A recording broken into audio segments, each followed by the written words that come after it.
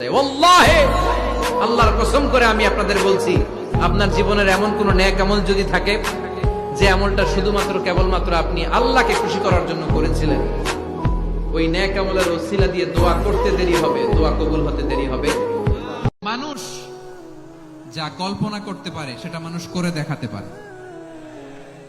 তুমি তোমার কল্পনার রাজ্যকে সাজাও, তোমাকে হারাতে পারে এমন কোন শক্তি আল্লাহর জমিনে নাই। তোমার কি শক্তি, কি সম্ভাবনা তুমি জানোই না মিয়া। তুমি এদিকে তাকাও কেন? তোমার রাস্তা তো ওই দূরে। তুমি কোথায় যাবে, আল্লাহ তোমার টেনে কোথায় নিয়ে যাবে তুমি কিছুই জানো না। মানুষের কাছে অসাধ্য কিছু নাই, মৃত্যু ছাড়া, এক্সেপ্ট ডেথ। মৃত্যু ছাড়া মানুষ সবকিছুকে জয় করতে পারে। কি জান্নাত আল্লাহ রেখেছে, কি নাজ নেয়ামত।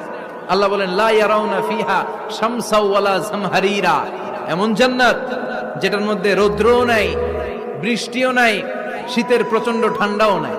কেমন হবে রে জান্নাতটা ভাই, কত সুন্দর হবে।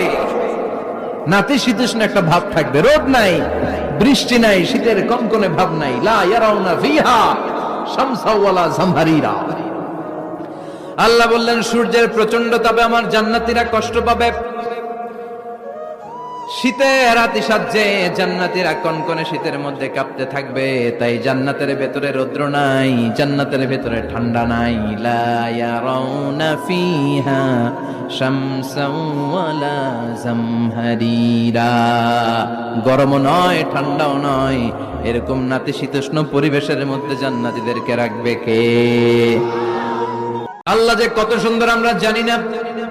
আল্লাহ বলেন উজুহু ইয়াউমাইযিন নাযিরা ইলা রাব্বিহা নাযিরা, সেদিন মানুষগুলো আমার দিকে এরকম পাগলের মতো তাকিয়ে থাকবে। আমি আমার সৌন্দর্যের আলোকচ্ছটা সেদিন আর গোপন রাখবো না, জান্নাতীদের কাছে আমি আমার সব প্রকাশ করে দেব।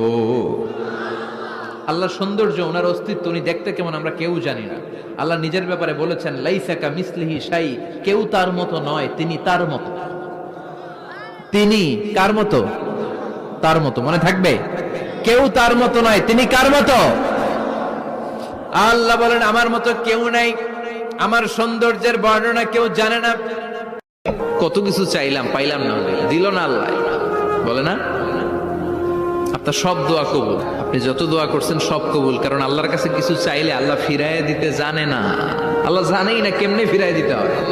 সুবহানাল্লাহ কোন চাওয়া মাত্রই আল্লাহ বলে অ্যাকসেপ্টেড, যা কবুল, দিব দিব না এইটা বলতে জানে।